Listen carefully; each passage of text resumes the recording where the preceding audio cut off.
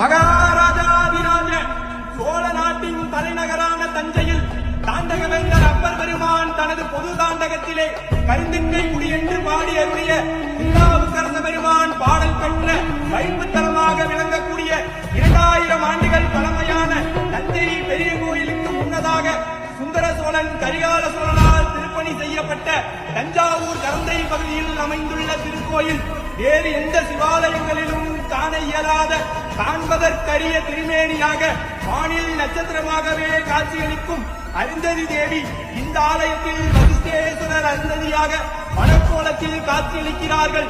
வசிஷ்ட முனிவர் கோமரம் அமைத்து சிவபூஜை செய்ததால் சுவாமிக்கு வசிஷ்டேஸ்வரர் என்ற பெயரும் உள்ளது. சோழ மன்னனின் கருங்குஷ்டம் நோயை தீர்த்து கருணா சுவாமி என்று பெயர் பெற்ற கருங்கிட்டைக்குடி மகாதேவர் கரந்தை மக்களின் காவலன் சிவபூத கணங்களின் தலைவன் எங்களின் எஜமான் பெரியநாயகி தாயார் உடனாகிய கரந்தை கருணா சுவாமி எழுந்தருள்கிறார்.